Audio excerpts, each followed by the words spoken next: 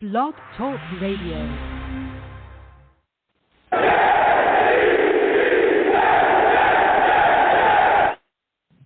What's going on, folks?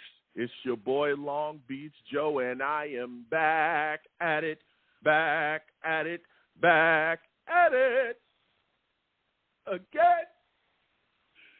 I'm back at it again, man.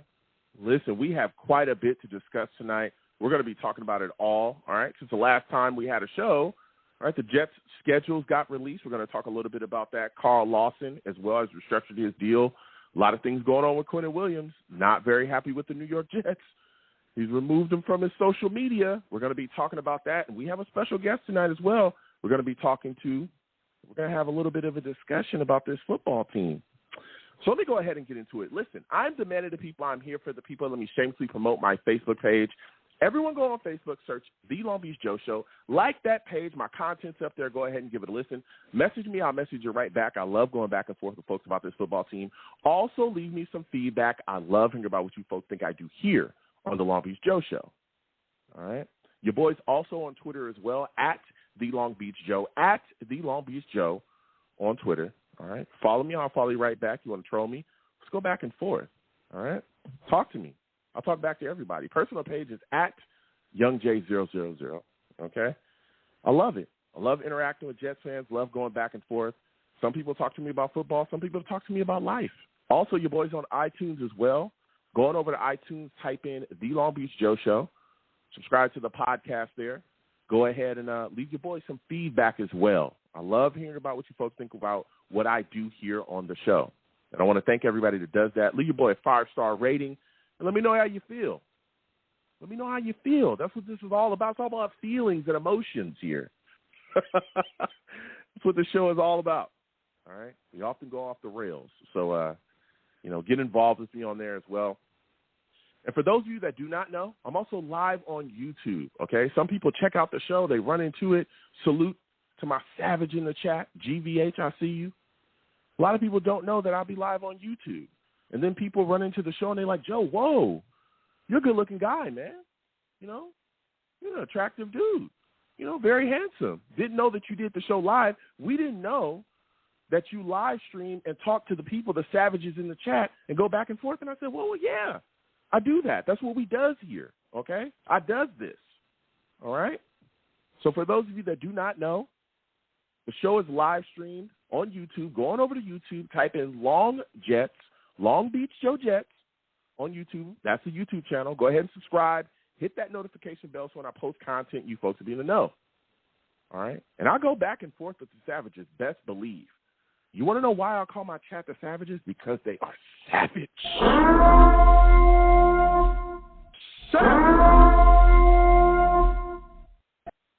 Listen, nobody's safe, man. Not even me.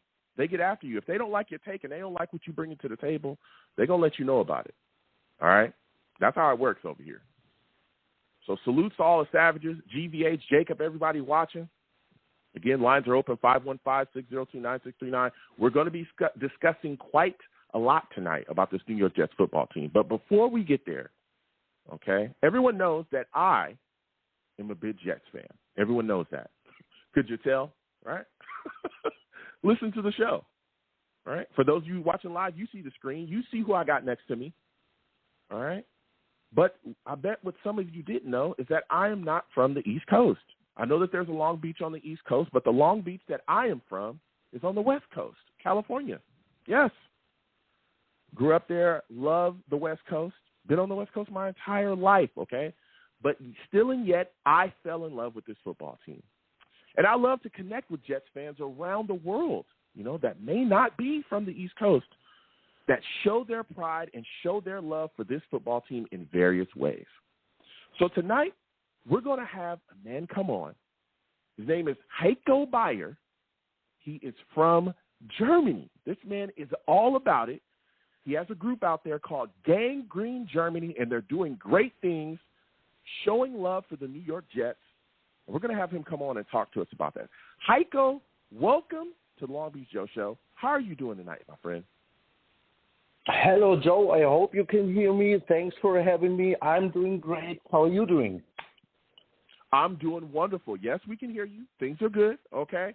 Now, I'm from the West Coast, okay? I get enough questions, okay, about why would you fall in love with a team like this, Joe? Why would you decide to love the Jets the way that you do when you have so many different teams to pick from on the West Coast?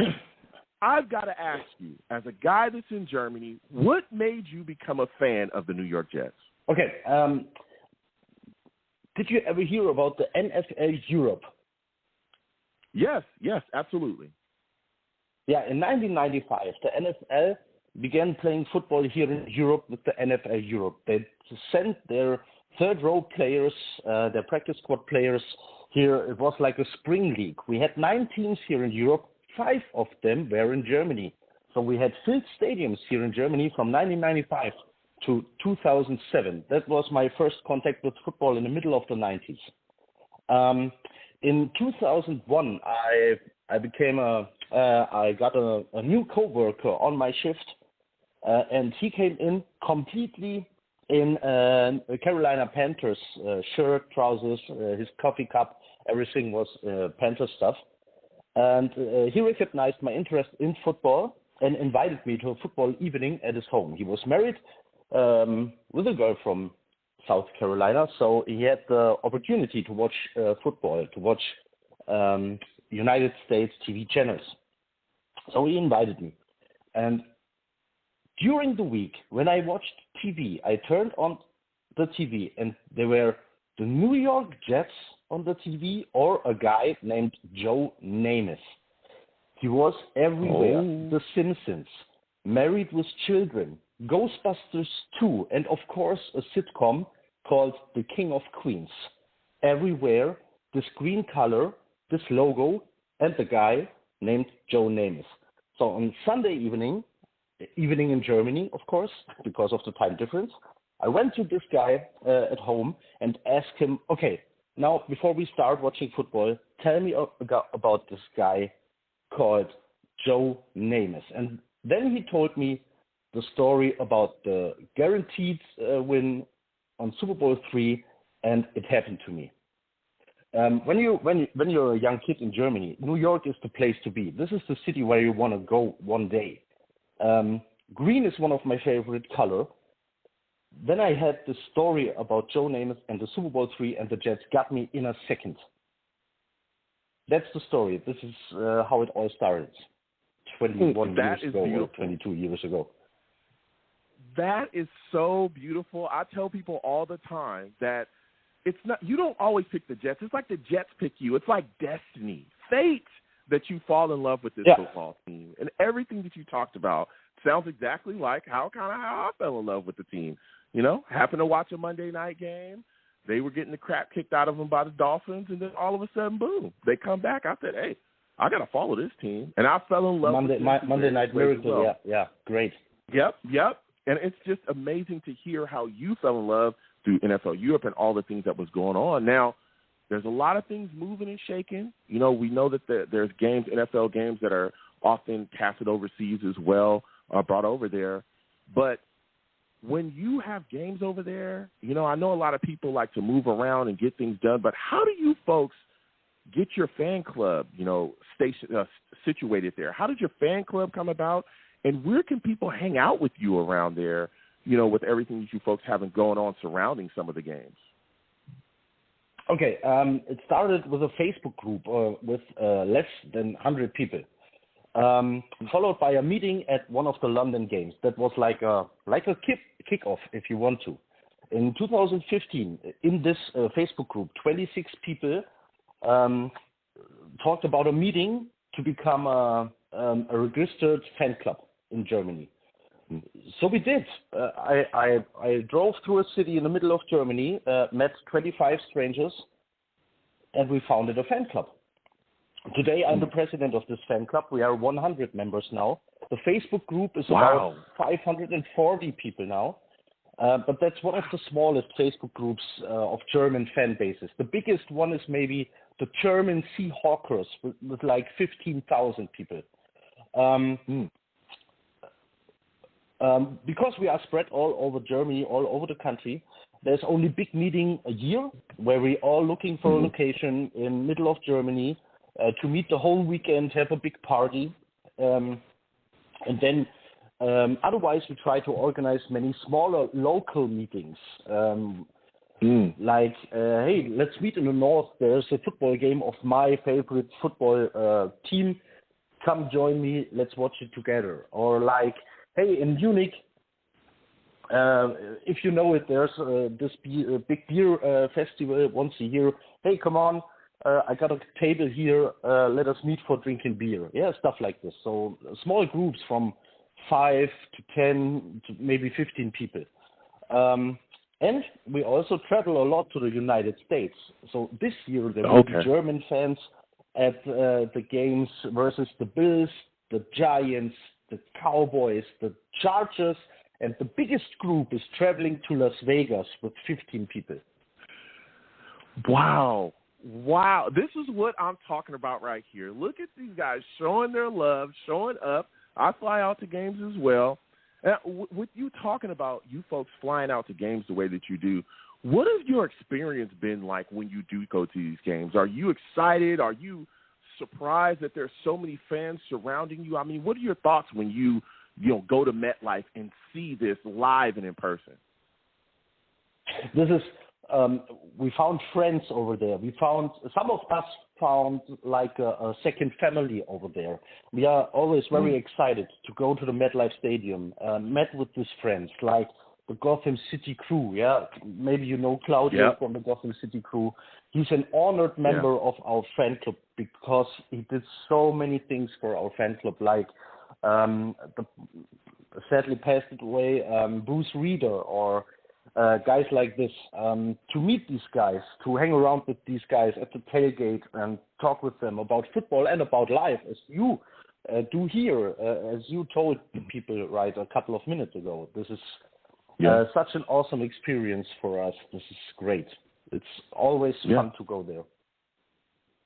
It is. One of my favorite things is the tailgate, okay? A lot of people, I go around, I have a lot of fun. I talk to a lot of friends and people that I love out there, and we have a blast. And then we get into the games and we see what's going on. It's been wonderful every time I go to MetLife as well, but it is so beautiful to hear your story and how you folks are able to travel over to MetLife and gain those friends and those family. And like you said, Gotham City crew, those are great guys over there doing their thing. Now, I want you to talk to me about what it's like being a Jet fan in your local area. Are you surrounded by fans from other teams that get a little rowdy? Because here on the West Coast, I got these Raider fans that won't stop bothering me. I got Niners fans that won't shut up. The fair weather Chargers fans, they won't stop either. Are you surrounded by fans that love to rag on you because you're a Jets fan? Well, of course. When the big interest in football started in the 90s, we had successful teams like the 49ers, the Cowboys, and the Packers. So we have a lot of fans of these teams here. Then this success story of this team from Boston, I forgot the name of it. What I mean. Yeah. We have a lot of fans of this team here. Yeah. Of course, and since 8 years now, we can watch football in free TV in Germany here. It started 8 years ago, I guess. Yes, we can watch 2 games on TV per Sunday, one in a live stream, all for free. And then now the rights changed to another TV channel. Now they want to show like 5 or 6 games per game day. But 8 years ago it started, so we have a lot of Seahawks fans here. Because 8 years ago the Seahawks had this cool colored jersey and this cool defense with the cool nickname, the Legion of Boom. They were very successful, so we have a lot of Seahawks fans over here. The Jets fans are one of the smaller fan groups here over in Germany, but we have 31 fan clubs here in Germany. So there's only one team, I guess, without an official fan club. That's the Buccaneers, I guess. All the other teams have official fan clubs over here. Some franchises used the fan clubs here as official booster clubs. Mm. That's a thing. That's a thing not every NFL team does. The Jets don't do it. I don't know why. But yeah, the fan base in Germany is it's huge. It's the German football games, the NFL games here will be sold out in minutes. Yeah. Yeah, let me tell you, I remember I was astounded watching the games that they were just having in London, just overseas, and we saw that people were just going crazy, and that stadium was just filled with people. And I remember watching it the first time the games had been over there, and I was like, whoa. And then, we started to see more and more and more. And like you said, the passion that a lot of fans from overseas show about, the Jets or whatever team that they support is always astounding because, again, you folks are so far away and we're just kind of shocked. But we all love, again, like yourself as well, we all love this football team, the New York Jets, and it's always great to see that. Now, I know, Heiko, we're talking to you about this Jets football team. We've discussed your fan club and everything you folks are doing there at Gang Green, Germany, which is phenomenal. But I want to talk to you about this football team, all right? Because we've been fans of this team for a long time, and we're seeing things are changing, okay? And one of the biggest things that we've had go on this offseason was the acquisition of Aaron Rodgers. What are your thoughts on having this man, this Hall of Fame quarterback, come into the building, and he is now the quarterback of the New York Jets? What are your thoughts on this? Okay, the Gang Green Germany was really hyped about it. I was one of the skeptical guys. I was.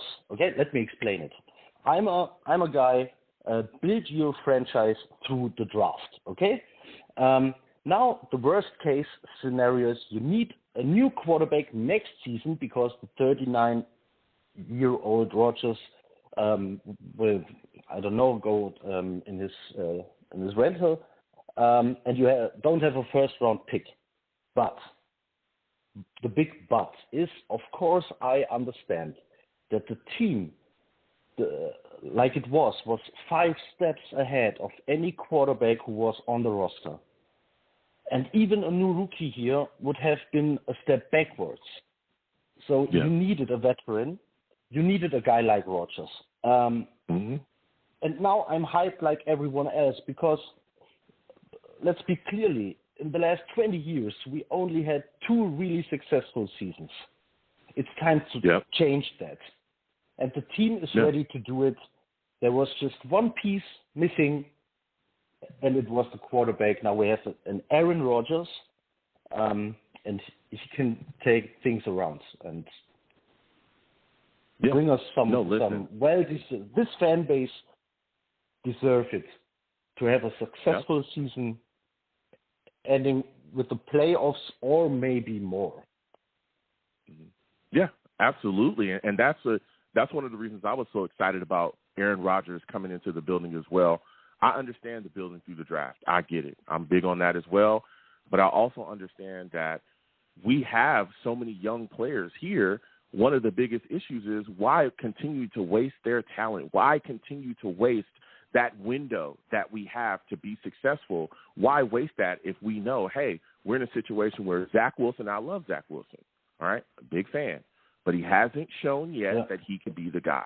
He hasn't shown it. And he's been given opportunities, okay? He's had a roster filled with weapons. There's been a lot of things, a lot of bad throws, bad mechanics, all that stuff. If he can't get it done, we need to bring others in here to get it done, right? And, again, Aaron Rodgers, who's a guy who's still an elite quarterback in this league, who can still get it done. I talked about a Hall of Fame guy. The fact that we're in a position where a guy like him to come in here, that shows you something and tells you something about the way the New York Jets have built themselves, right?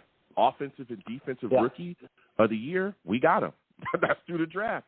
We got a bunch of other young guys as well. But why waste? Why waste that talent? Why waste that time? Why waste that opportunity when we can grab from the jaws of victory today and bring in a guy that we believe can lead us there? It's not going to throw everything away.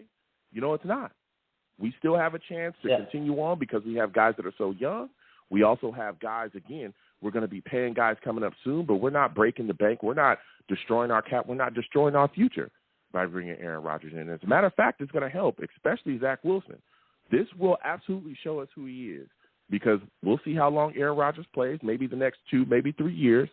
By then, if they hand the ball back to Zach Wilson and he still ain't got it, we know for a fact, listen, we did everything that we could to get this kid to be successful, and he just didn't work out.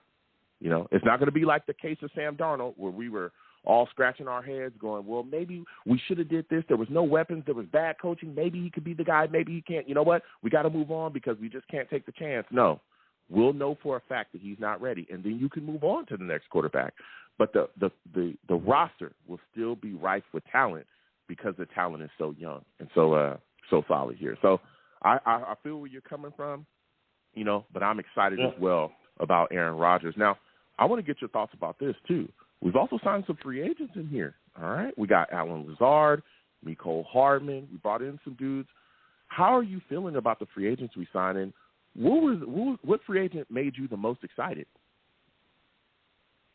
The Jets did what many franchises did, okay? They signed their stuff. They signed a quarterback, a new quarterback. They get Aaron Rodgers in. And so, of course, they're signing players for him. But many people talking too much about a wish list or something. But, of course, you bring in guys like Adam Lazard or Randall Cobb. Take a look at Randall Cobb. What social media talked about a guy like Randall Cobb. You need him, and it's a good signing because you need guys who know the playbook. Randall Cobb will be like a second wide receiver coach out on the field. He know every single play. He know the routes, and he can talk to Garrett Wilson and say, "Hey, I know this play. If you run it like this, Aaron will find you." Yep. It's a great signing for a wide receiver 4 or 5. I also like the Adam Lazard signing. I'm very how you say it in English. I'm looking forward to how they use all the guys. Look like Adam Lazard is a big guy playing mostly in the slot. Mecole Hardman brings speed to the slot. Also, Corey Davis made some really good plays out of the slot. So I like the whole wide receiver room. I miss only one piece. One role is for me not perfectly. How you say it? I forgot the word. Okay, maybe you know what I mean. I miss speed, pure speed on the outside. That's the only thing I miss. So, but maybe they don't want it or they don't need it. Let's see how the plays look on the field. I think we had a very good free agency. Brought back some very important guys and some new guys like Wes Schweitzer, because we lost guys like Dan Feeney, solid backups. You can. Let's play on guard, on center, stuff like that. So the free agency, it wasn't very, there wasn't a big splash signing, but it was solid and followed a plan, and so the free agency was good as it was. Yeah. Listen, let me tell you something. The addition of Lazard to this wide receiver core, I loved it. Especially, again, with Garrett Wilson, who I think is going to have a dominant season this upcoming year with Aaron Rodgers finally being his quarterback. I mean, this guy already smashed the rookie receiving record that Keyshawn Johnson held with about as up-and-down quarterback play as you could possibly have. But now, you know, you get Aaron Rodgers in the building, you add that, and then you add Lazard, and I think Mecole Hardman, man, especially, with us parting ways with Elijah Moore, which – he had requested a trade. We already knew that wasn't going to work out. Now you look at the situation, and I'm liking what I'm seeing out here. And I was a little shocked that Corey Davis is still on the roster, to be completely honest. Yeah. But it's looking like we're going to go forward with him. That's how it's looking. And I'll tell you what, if Corey Davis can stay healthy, okay, if he can stay healthy and then actually catch the football instead of, because he's had drop issues, boy, oh boy, is this going to be crazy. All right. And we're also forgetting about Denzel Mims. I'm going to keep talking about that boy. All right. Denzel Mims is a guy that if our offensive coordinator, Nathaniel Hackett, can unlock what he brings to the table, boy, we're going to be a very deadly wide receiver core. What are your thoughts on that, Heiko? I still believe in Denzel Mims. There's on the wall in my man cave, there are 4 signed jerseys. There's Joe Namath, there's Nick Mangold, there's the complete sack exchange, and a Denzel Mims jersey. So I hope he can. I love this man to the death. I respect him. So I hope he can take this step forwards to show why he was drafted by the Jets. Now, Heiko, this has been phenomenal to speak with you about everything that you're doing with Gangrene Germany. I want to get your thoughts. It's going to be my final question for you. Give me your thoughts on the Jets draft. How did you feel about Will McDonald getting picked? There was a lot of Jets fans. I did a live draft show. People were not excited about that pick, across the board. I myself were like, okay. I was a little hyped about it. I understood the need or the, us getting more edge pressure into the building. There's a lot of Jets fans that didn't like it, felt like we should have traded up, felt like we should have grabbed a tackle and all kind of things. How did you feel about that pick, and what are your thoughts about it? Okay, the top tackles went off the board. The Jets looked at their own board, and the highest name on it was McDonald. And so they took him. Of course, I was surprised by the position and the name. But look at how much later Murphy and Nolan Smith went off the board. They were like 20 picks later, 13 picks later. So maybe McDonald wasn't the highest edge rusher only on the Jets board. Maybe other teams had him higher than guys like Murphy or Nolan Smith. So for me, the pick is fine. So your guys are off the board. I guess the top tackles were on the board, on the top of the board of the Jets. So you go talent over need. And it was McDonald there. Okay, I'm fine with it. This guy can't be a bust in the NFL. He will always find a matchup with a tackle what he can win just with his speed. He's just too speedy to be a bust in this league. So, I'm excited to see him play. And maybe he's a future pick. We don't know if the Jets can hold guys like Bryce Huff. I love Bryce Huff. I loved him pre-draft. I hope he's a Jet forever, but we never know. The pick was surprising, but I'm okay with it. The second round, I was very excited. I had Schmitz about Tippmann on my board, but the Athletic and the Age clearly speak for Tippmann. And he's very good on the second level, very good pull blocker. I'm fine with this pick. He was on the Bruce Feldman freak list. This guy is 6'6", 323 pounds, but he's shifty and speedy. This is a terrific combination of strength and athletic. I like this pick. And after we lost Dan Feeney in the free agency, there was no mullet in the locker room, so we had a need on this position. And No, listen, that was an absolute need, especially when you look at, again, I mean, of course, we got Connor McGovern back, but I'm not the biggest Connor McGovern fan. I don't think he's that good. But we did get him back when it was a gigantic hole. But being able to grab Tippmann in that second round, boy, oh boy, let me tell you something. That that's a big boy, man. And he gets his hands on you, and he will finish you, okay? He will finish you. And he's a guy that can move, too, athletic as well, can get around. I'm telling you, I love what he brings to us. Along our offensive line as well, really bolstered. Listen, Heiko, I want to thank you for calling in tonight. I want to thank you for telling us your story, how you became a Jets fan, everything you folks do over there at Gangrene Germany.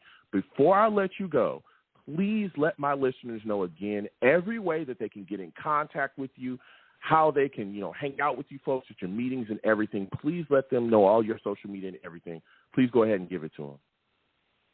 Okay, just search for Gang Green Germany on Facebook, Twitter, Instagram. You will find us. You will find the news sites and also the fan club sites on social media. With just type in Gang Green Germany. When we have a meeting, we will post it on social media. And then you can find and meet us, or you can just write messages. We will answer it when we read it. Yeah, and that's it. And greetings to Jonse. I just saw a comment from Germany in the chat. One is awake, still awake. It's 1:30 a.m. in Germany. So nice to have one of the guys here in the chat. Yes, listen, thank you again, Heiko, so much for calling in and sharing your story with us. You have a phenomenal night. I know it's late over there. Have a phenomenal night. Yeah, but it's Friday night. It's okay. I was really excited. This is for this. Thanks for inviting me. Thanks for having me here. This was an awesome experience. Thank you very much. And I like your show. I like what you're doing here. Thank you so much. I truly appreciate it. And again, thank you for coming on. You have a good one. Listen, that was Heiko Bayer, okay, of the Gang Green Germany fan club. What a phenomenal guy, man. Phenomenal.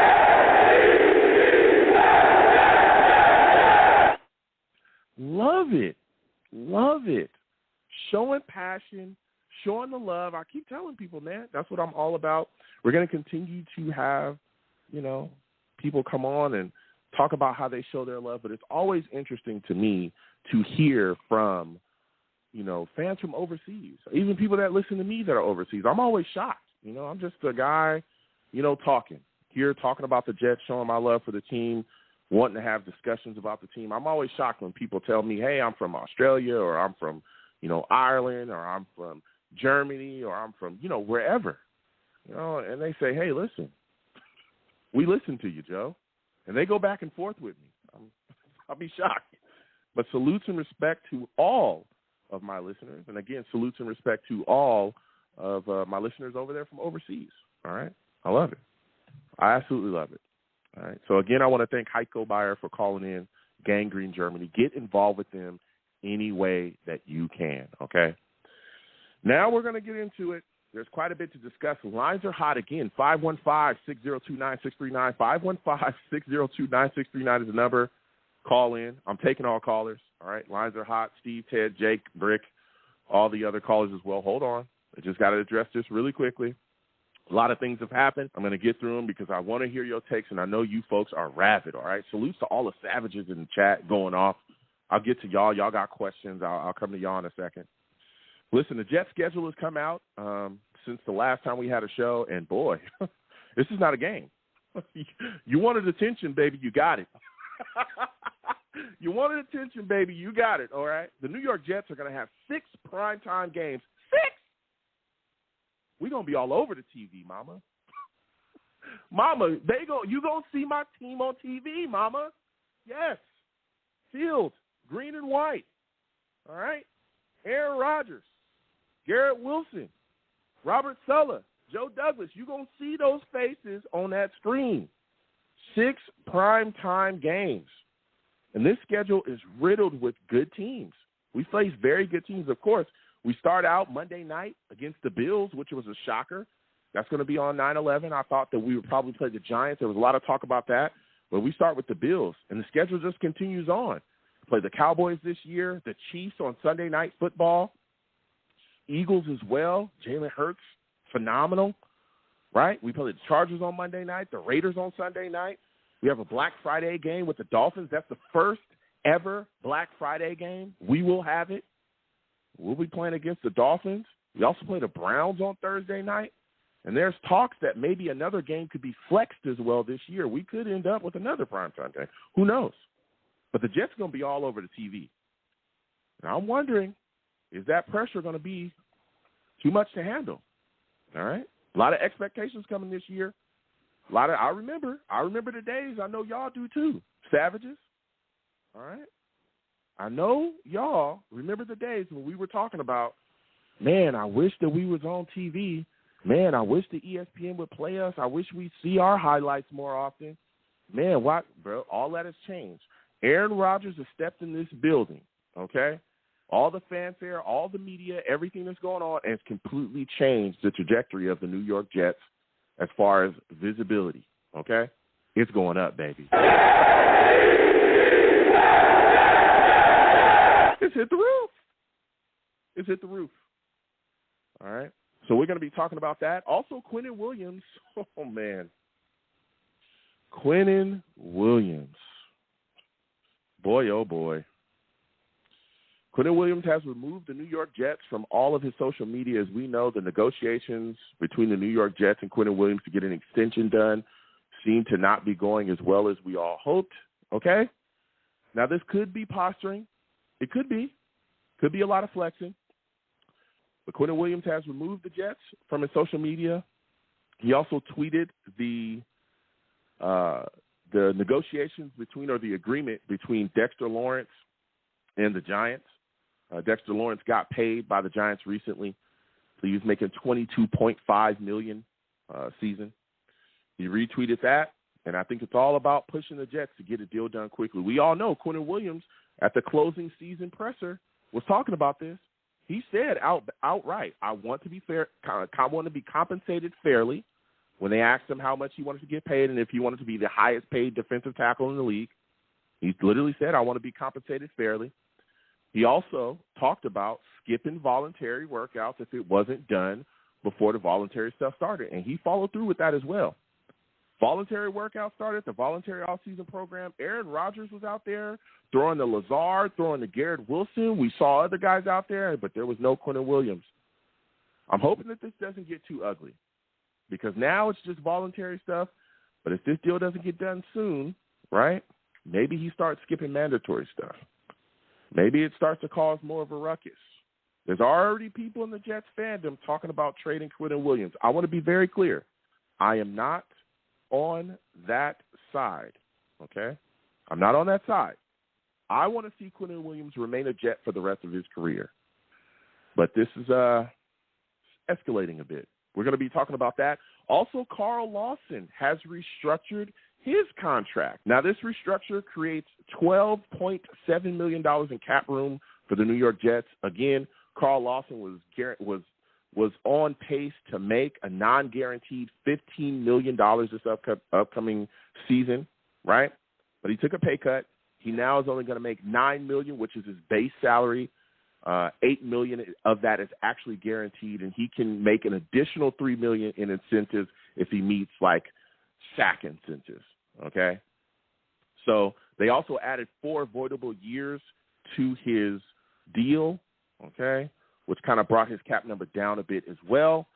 But keep in mind, those voidable years, whenever the situation gets, or whenever his contract gets voided, they're going to get hit with, I think it's $6.4 million in dead cap money whenever they void that contract. All right, so that's kind of the hitch in the road. But listen, he took a pay cut. He's here. I know a lot of people want to get rid of Carl Lawson as well. Why? I don't know. I've always been on the side of not getting rid of Carl Lawson. Why? Because this is a league where you need multiple pass rushers, okay? When you got guys like Patrick Mahomes and Deshaun Watson and Josh Allen and, Lamar Jackson and all these phenomenal quarterbacks, Joe Burrow and Herbert, and I can keep naming them, baby, right? All these phenomenal quarterbacks running around here around the NFL, right? Whether they're passing from the pocket or moving around and getting outside and causing havoc that way, you have to have guys to be able to chase them. When you look at teams that are in the upper echelon of this league, look what the Eagles did. The Eagles continued to build their defense, and they were already ferocious, right?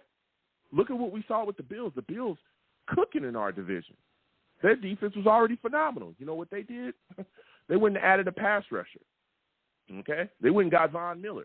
Pass rush matters in this league. Keeping a guy like Carl Lawson was extremely important, and I'm glad that the New York Jets were able to rework a deal with him and that, he's going to be here. I know, again, there were Jets fans that wanted to get rid of him, wanted to cut him. I never wanted to get rid of this guy. I wanted to keep him here. There's also a prevailing thought amongst a bunch of Jets fans talking about getting rid of Bryce Huff. I got to speak on this before we get to the lines. 515-602-9639. I think that is nonsense. I think I'm just being completely honest, and we're going to be talking about this. I think it's complete nonsense that people are talking about getting rid of Bryce Huff. I don't understand it. You need pass rushers in this league. The New York Jets defense has struggled. You look back historically with rushing the passer, right? Out of these recent years, right? This last decade, we've been struggling, okay? We haven't had a pass rush since John Abraham, a consistent pass rush, okay? So then guess what? We finally have guys in the building, Carl Lawson, Quinnen Williams, and we'll figure his deal out when it gets done. We got Jermaine Johnson, who's coming along. Okay, we got guys that can get after it. Again, Huff is now here. He's moving. He's getting after it as well. He's rushing the passer. We finally have a rotation of guys, and people want to pick this apart. And they want to get rid of guys that can actually rush the passer. Why? That's what you need to do in this league. This league is a passing league. You better have somebody that can get after the passer or you'll be dead in the water. One of the biggest things that changed about the New York Jets defense this past season that took this defense from one of the most worst defenses in the league, which we were 2 years ago, to one of the best defenses in the league was our ability to rush the passer. Quinnen Williams, 12 sacks. Carl Lawson, 7 sacks. The pressure that was coming, we got that because we were getting after it. All right, so stop talking about getting rid of Bryce Huff, please. Okay? So we're going to get to these lines again, 515-602-9639. There was also talk about Quan Alexander as well visiting the Steelers. As of now, the show has started. He hasn't been signed by the Steelers. He's still out there. Listen, the New York Jets need to get that job done, okay? Get him back in the building and re-sign him. That's my personal thought.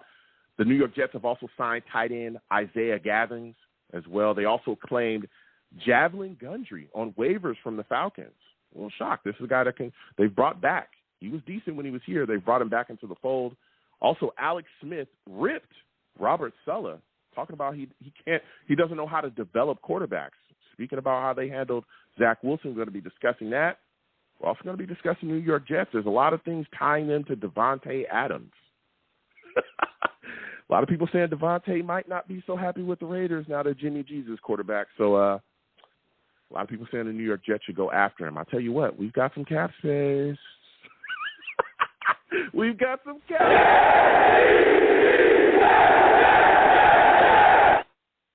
Let's get to these lines. 515-602-9639. 515-602-9639 is the number. Please be patient. Subscribe to the channel if you have not subscribed. Hit that notification bell so when I post content, you folks will be in the know. Also, give the video a thumbs up, all right, wherever you're watching me from. Really helps out, all right? And, again, share this stream across your social media with your friends and your family. Love connecting with people. Savages, I see you. We're going to come to your questions in the chat in just a second, but I got to get to these lines. Salutes to everybody, Val, GVH, NY Jets FL, everybody, Afung, Pick Six, Jacob, everybody in there. A lot of names, Dino, everybody in there. We're getting to these lines again, 515-602-9639, 515-602-9639 is the number. Call in. First caller I'm going to is Ted. I'm going directly to Ted. Jake, Brick, Steve, hold on a second. We'll get to you guys in a second. All right? We're going directly to Ted. For those of you that do not know, Ted, he's a savage, man.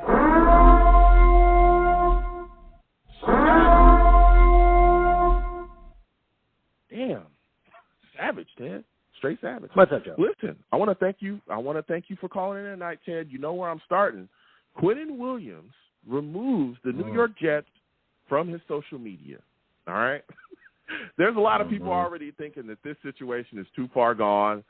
It's time to trade Quinnen Williams, and the Jets won't get a deal done with him. How are you feeling about this situation? Are you on that side, or are you thinking that this is just posturing and eventually the New York Jets will get it done? How are you feeling about it? I'm upset, Joe. I'm upset about it. We should have got it done yesterday. We should have got it done the day before yesterday. We should have got it done last week. He should have been the first player signed in the defensive tackle category. As far as I'm concerned, they'll find a way to do it, Joe. We have to sign our drafted. He's a potential Hall of Famer, Joe. He's going to be a perennial Pro Bowler, and he's a potential Hall of Famer. So those kind of players you don't want to let go. I don't care how many first-round picks you get, or whatever you get for him. You need to sign him. I thought it would happen this week. I was wrong. I was wrong about the Rodgers thing. But, hey, I'm a fan. So that's how we roll. Go ahead, Joe. I thought it would be done by now. No, go ahead, Joe. No, listen, I'm right there with you. I look at the situation, and I talked about this. I've discussed this back and forth with Jets fans, and I thought that there were some things that needed to happen first before him getting extension, right? I think that the restructures, and Carl Lawson is one of those guys. We might see other restructures as well. I know that there's been talk about C.J. Mosley possibly having some things done with his contract. Who knows if that happens? But he would probably be the next guy that I think the Jets would look at because his cap number is enormous for an inside linebacker, and he's phenomenal. But, whoa, that's a lot of money. You know what I'm saying? And you can thank Mike McCagnon for that. And there's other guys as well. One of those guys is Aaron Rodgers, right? A lot of people talking about Aaron Rodgers' contract and what he's bringing to the table. There's been a lot of rumors swirling about him reworking his contract to make the Jets even more cap room to really save them on salary so they can continue to build around him. That is something we're hearing about as well. And I've heard, and again, this is rumors. Don't be DMing Joe, all right? Talking about all this nonsense to me. There's been rumors that he's going to, again, possibly give money back to really help the New York Jets out so they can build around him and basically put an all-star team together, which makes sense, right? You want to stick it to Green Bay. You fill this team full of talent, and you just motor over everybody and get to a Super Bowl. But I think it gets done. But my question for you, Ted, is from everything that we're hearing, the rumors that are swirling, one of the things that's holding this up is the amount of money. There's some people saying that he wants $25 to $26 million per year. Would you give him that? 100%. Okay. 100%, Joe. Dexter Lawrence, what did he get? Did he get like 21 or 22 million? I'm not sure what he got. It was 22.5. 22.5. Okay, so like I said in the last call, Joe, the number's going to go up. Lock the guy up, make the guy happy. He's a team player. He's a potential Hall of Famer. He's a Pro Bowler. He's a homegrown talent. You're giving the other players on the team a bad taste in their mouth the longer this goes. I mean, the other players and Breece Hall tweeted, like, sign whatever he said, sign Q or whatever he said. Sign Q, extend Q. Yep. So, we're seeing that. John Frankenmeyer, all those guys. Exactly. The longer this goes, the worse it looks for the management. I know it's negotiation, but I just feel the time has passed, and let's get the job done. But I didn't hear about the Devontae Adams rumors. Is that potentially true? Oh, wow. Yeah, I mean, there's a lot of people, and again, this is just rumors, okay? I want to be very clear. There's people talking about it. I forgot the guy's name, Ryan Clark, that big four-letter network. All right, salute and respect to them. Talking about it, how it makes sense for the New York Jets. Do I think it's going to happen? Probably not, right? Definitely not. Devontae is a great player. I would love it, but I don't know if that happens, okay? Especially, again, when you look at we got to get Q in the building. It would definitely take quite a bit of draft compensation. We're already kind of, especially dealing with the Aaron Rodgers deal. Currently we're missing some picks already. So it's like, I don't think it happens. But there's a lot of people talking about it. Rumors are swirling and things are moving around it. But I don't think it's going to happen with the New York Jets. But again, we have cap space. We got cap space, Ted. I'll tell you that. Joe, we got some cap we space. can go full bore Rams mode. We can go full bore Rams mode and go all in. We could. If they want to really make a run at it. Sorry to interrupt you, Joe. We could. But I thought about the Rams. No, when you said that. We have cap room. Go ahead, Joe. Yeah. No, that's what a lot of people are saying. There's some Jets fans, and of course, listen, Devontae is a phenomenal wide receiver. There's no denying that, right? He's unbelievable. But you just got to wonder, how can that work out, especially, with the cap? And you can play with the cap a lot, but that's a lot of money, and again, that's giving away a lot of draft compensation. But if there's any time, if you want to throw all the chips in, if Joe Douglas wants to gamble, I'm not going to tell him to get away from that table. Not me. I'm not going to be the one doing it. I'm a bad influence, okay? Don't take me to the casino with you. I'm going to tell you to roll the dice. Even when you ain't got nothing in your account, throw it down. Take it down. Don't do the, I'm just saying. So give me your thoughts as well about Bryce Huff. A lot of people want to get rid of him that are in the Jet fandom. For whatever reason, want to trade him. How do you feel about that? Well, Joe, unfortunately, you're going to have to pay that guy sooner or later, if he develops. And I guess it all depends on where we're at in a couple of years with the Rodgers situation, and if we're winning anything. I guess everything has to be considered, especially except for your core players like Quinnen, hopefully, Sauce, Garrett Wilson, those kind of guys, Farrah Tucker, just guys that you core players that you want to keep. But that kind of player, you develop that player, you may not be able to, like you said, Joe, pass rushers. You need them. Every team needs them, and they command pretty big money. So if you develop that guy, you may want to go. Of course, he's going to want to make his second contract. He wants to make his money. So I would say I wouldn't want to trade him, but unfortunately, economically, it may have to happen sooner or later. Maybe not this year. Maybe in a year or two, it could happen. Well, go ahead, Joe. I understand. You got to pay people. And I think that a lot of Jets fans are looking at this situation. We haven't been good like this in a long time. So now people are saying, you're going to have to pay guys. This is what happens when a team gets solid and you find talent. You have to, make sure you lock those guys up. I think he had like 3.5 sacks last season. I understand it. But I don't think getting him paid will be that difficult, right? Especially when you look at the situation here with Huff. He's a guy that's grown within the defense, really done a thing. I would like to keep him around. I don't think you have to completely destroy the bank keeping him. Again, he is a pass rusher, so he's going to get his money. But he's also a guy that comes in on third downs and really provides edge rush for us, really solid within the rotation.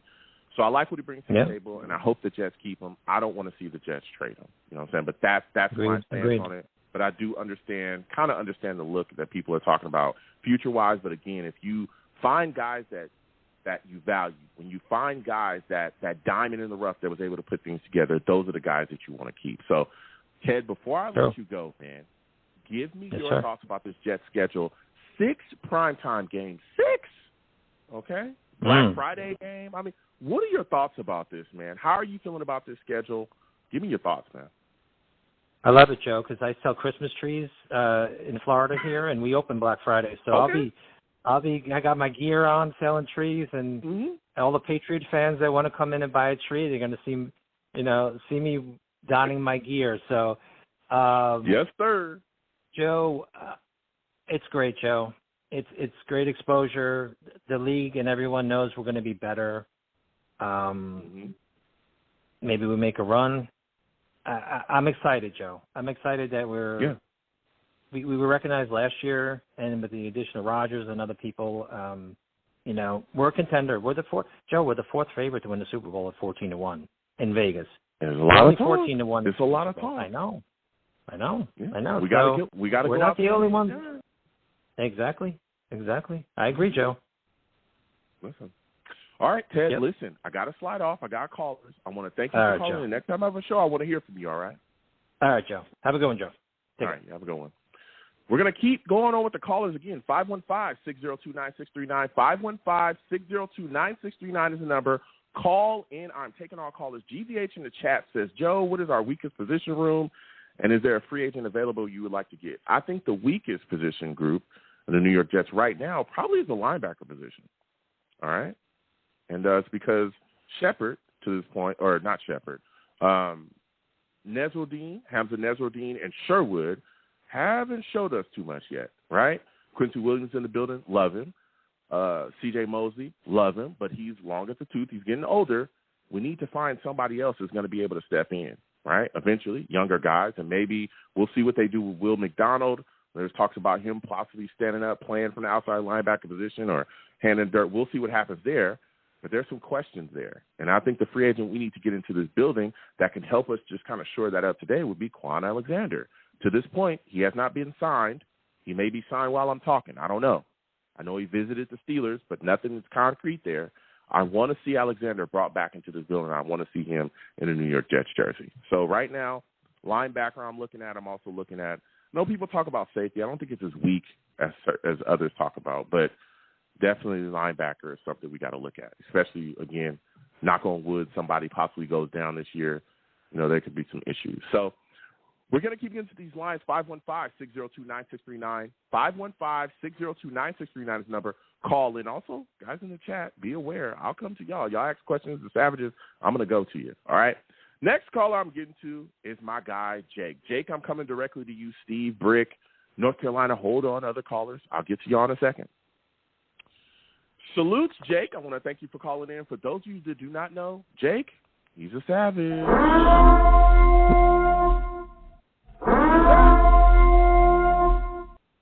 Jake, salutes. Listen, we talking about it all tonight. Carl Lawson has just restructured his contract. Number went down.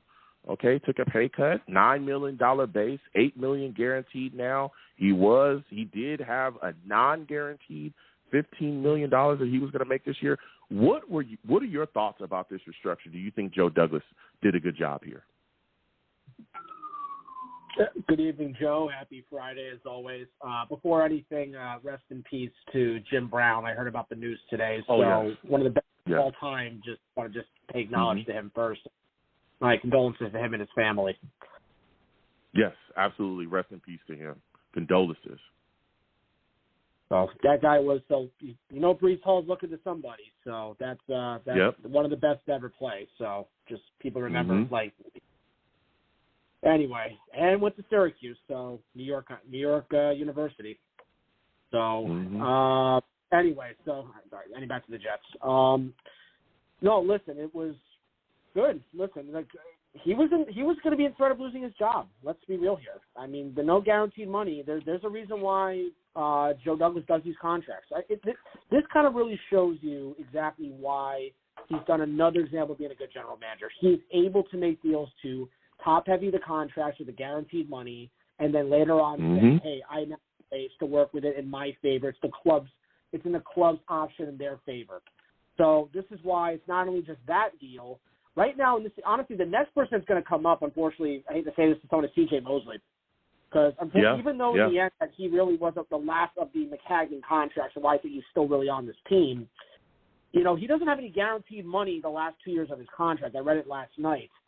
So they're going to probably ask him to do the same kind of thing and say, listen, we'll throw you some guaranteed money, but, we're taking some of this and we got to reallocate the money for Quinnen. There's a rhyme and reason to, like, what he's really doing at this point. And I know everyone's like, the Twitter stuff, please. I'm so tired of all this, like, baloney with, like, social media. Look, there's a plan that's been had since day one. The plan was Nathaniel Hackett getting Aaron Rodgers. They got Aaron Rodgers. He needs to do the draft, reschedule restructure Aaron Rodgers' contract, which they're in the middle of doing and will complete, then get the money for Quinnen and get Quinnen for training camp. Everything's going according to what I think is happening. I haven't sweat 1 second of any of this. And also, if we want to go to Quinnen Williams' contract, he's demanding the same money as Jeffrey Simmons.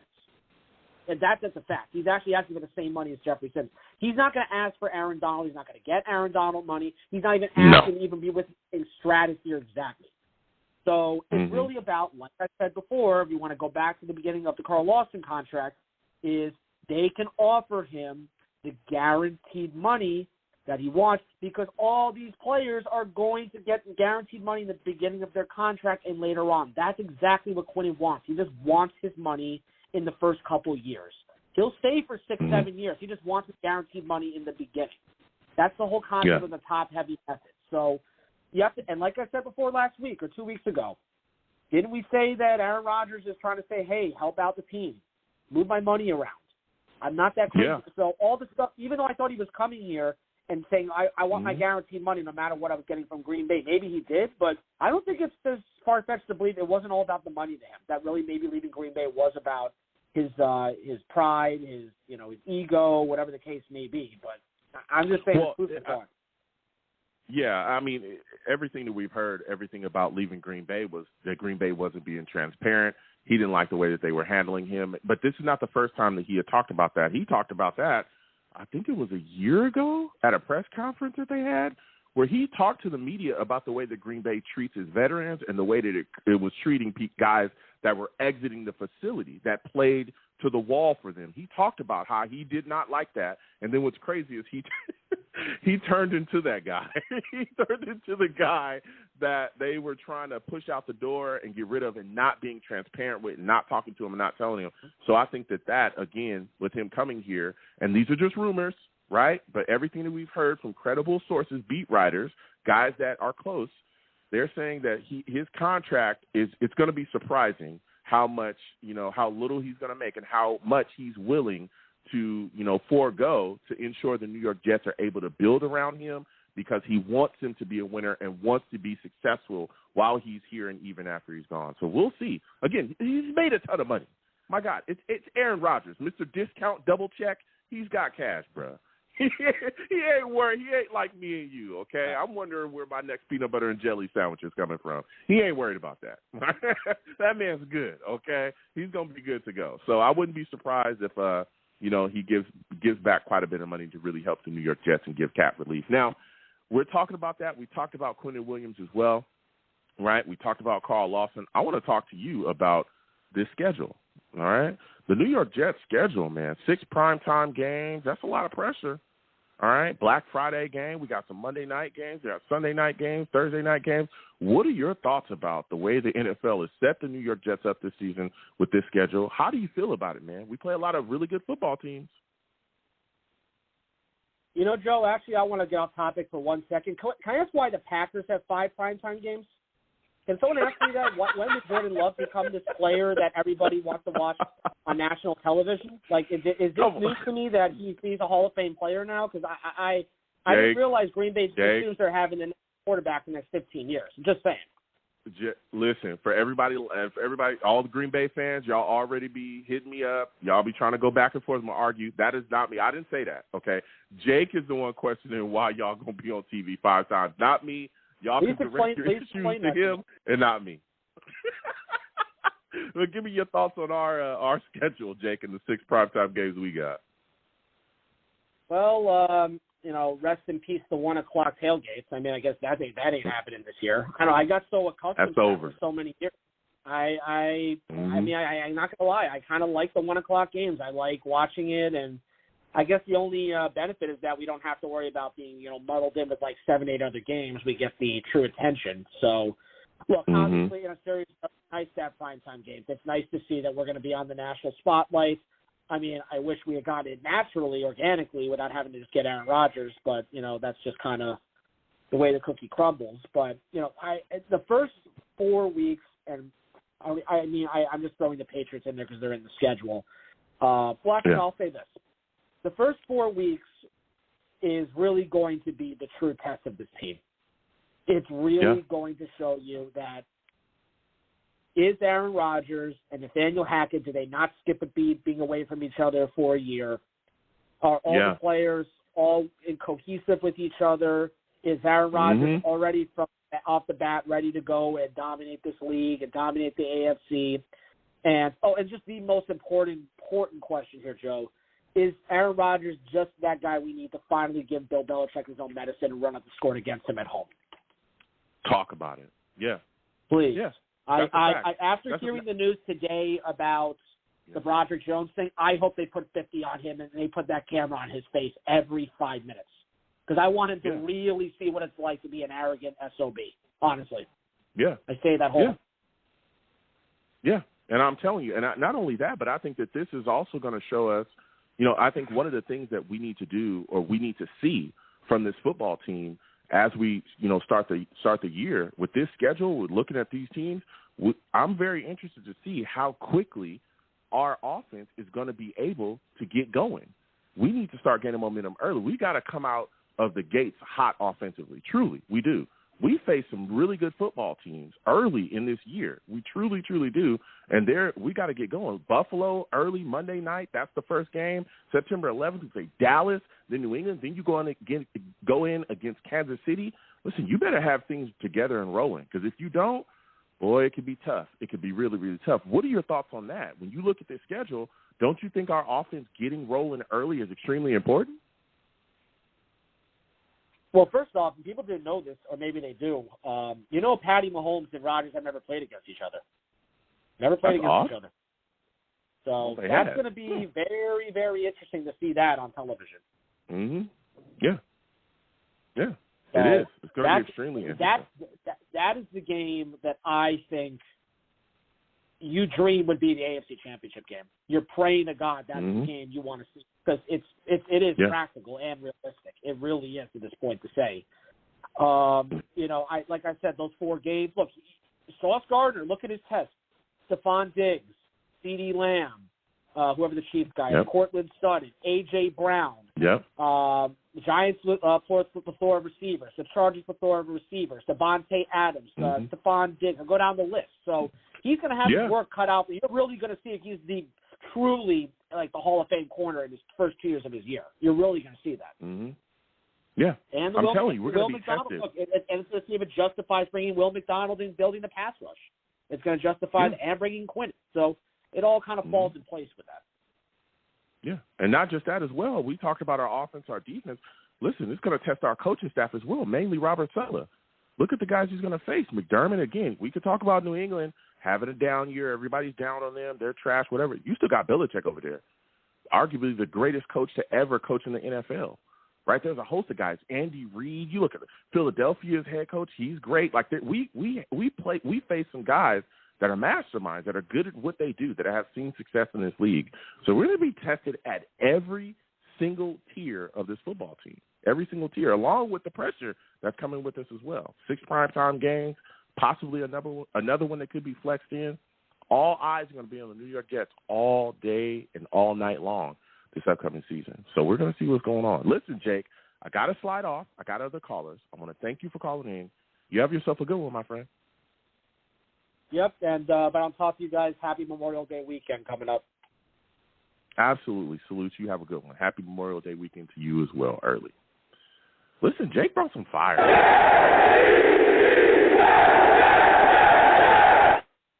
We'll keep getting to these calls again. 515-602-9639. 515-602-9639 is the number. Call in. We're taking all callers. Salutes to all the savages in the chat. Salutes to everybody joining us from Germany as well. I see y'all. All right? Salutes to all of you. Salutes and respect to everybody. Again, listen. No, we're talking about a lot of things, but Alex Smith had quite a bit to say about Robert Saleh and their quote-unquote, inability to develop quarterbacks here. Alex Smith literally ripped him. Said, yeah, Robert Saleh, you're a great defensive mind and coordinator, but you have no idea how to develop a quarterback. He said the coordinator that you hired, which he was talking about, Mike LaFleur, has never called plays. So that's a completely different animal. And as much as you think you're prepared to handle the development of a young kid, you're just not. He even talked about Saleh last season as well, okay? When we talked about how they were dealing with Zach Wilson, how they deactivated him and started him and all that stuff, he said the QB musical chairs weekly, like you're the starter this week, you're the backup, you're not dressing, no, you start, no, you're dressing. The lack of consistency, the lack of a plan that has been in place to develop Zach Wilson is concerning. He said that on Monday night.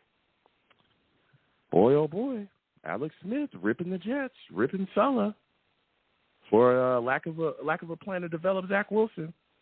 I don't think that's necessarily true, right? Now, yes, we did see, Mike LaFleur do his best with Zach Wilson, and there was talks that they felt like they should have had a veteran, maybe an older quarterback in place to help them. We all know that we lost Coach Knapp as well. Rest in peace to him, But I tell you what, they did everything else to try to help Zach Wilson. Mike LaFleur wasn't the worst offensive coordinator. He wasn't. He did have some moments, all right? But he wasn't the worst offensive coordinator in the league, because what we saw was that when Zach Wilson wasn't the starter, we saw the Jets offense actually play way better. That's why Mike White came to fruition, right? Mike effing White, anybody remember that? All right, the Jets offense looked a lot different when he was at the helm, and not only a lot different as far as, stat-wise, but you saw a difference with the players on the field. You saw the locker room support him as well. You can't say the Jets didn't give him weapons, right? They did. C.J. Uzomah, all these guys that were brought in, Garrett Wilson was drafted. We did a whole bunch of things. Laken Thompson, all these guys that were brought in to really help solidify the New York Jets offense and build around Zach Wilson. All right? So I do understand, maybe a veteran's preference, but I don't think it was just about, them. I think that Zach Wilson, he needs some things. And we see that he processes things slowly. He's got to speed up on that. But I don't think we should just dump on the Jets, okay? I don't think we should. I think they did a decent job trying to, groom and develop the kid. But I want to hear from y'all. Again, 515-602-9639, 515-602-9639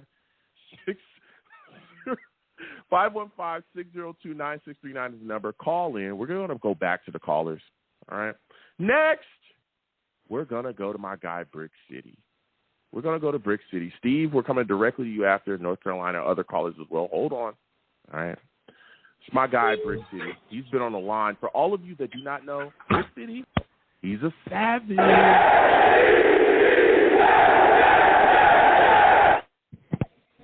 That's not the savage. This is the savage.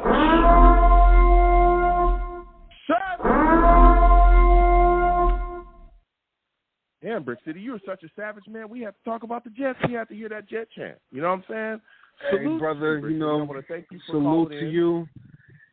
Listen, the ultimate savage is in the building. Yes, sir. We are talking Jets, all right? Give me your thoughts, man. We heard from Alex Smith. He ripped Robert Saleh, saying that Robert I'm glad Saleh you started with know that. How to develop QBs. Do you agree with his assessment? I'm not going to talk about a guy for the first 6 years of his career was a total bust. Uh-oh. Alex Smith is straight garbage, basura. If it wasn't for Andy Reid or John Harbaugh, he'll be just another bust to the NFL. He shouldn't be saying nothing about our squad. Nobody should be thinking about you. You didn't do anything in San Francisco. You didn't do anything in Kansas City. You didn't do anything down in D.C. Shut your mouth. Enjoy retirement. And just live the rest of your life. It's like we just been getting haters out the wazoo. Ever since we got Aaron Rodgers, what's going on? Everybody's, this guy's washed up. He's not this guy because he joined us. He would have joined any other team. All these media outlets would be praising him. Down on their knees, praising to the great Aaron Rodgers. So we got A.A. Ron. We don't got AR-15. We got AR-8 because he's dropping bombs this season. Garrett Wilson. All right. Hartman. Davis. Lazard. And our tight end, should I say more? That freaking Alex Smith, that bum. He's nothing but a healthier Chad Pennington. And Chad Pennington is a way smarter and intelligent quarterback than Alex Smith could ever be. He was just a little bit more healthy than Chad Pennington. Get out of here, you bum. Well, all right. Hey, listen, Brick City says Alex Smith is flushed. Straight diarrhea. Straight porta potty water. That's what Alex Smith is. Straight porta potty water. All right. Well, when you get on the turnpike really going towards MetLife, you smell death in the air once you pass Newark, New Jersey, getting on the turnpike headed to, and all my Jersey and New York heads know when you going past Newark, New Jersey, past the airport, going towards MetLife Stadium, you smell that death in the air. That's Alex Smith's career. Wow. Smell Alex Smith. Okay. Salute, BC. Let's talk about the schedule, Joe. Yeah, let's move on. I mean, you spoke your mind. I'm not dumping on Alex Smith. I respect him, but everybody has their feelings. I want to talk to you about Carl Lawson. I want to talk to you about Carl Lawson and him restructuring his contract. How did you feel about this restructure? Do you think the Jets did a good job? This is a championship move. This is something similar to what the Bucs did with Brady 3 years ago. I respect Carl Lawson as an athlete and what he brings to the table, his heart, his determination, his pass rush ability. But I want to give him an extra much respect because he could have been like, man, this is my money. I want to get paid, la, la, la, la, la.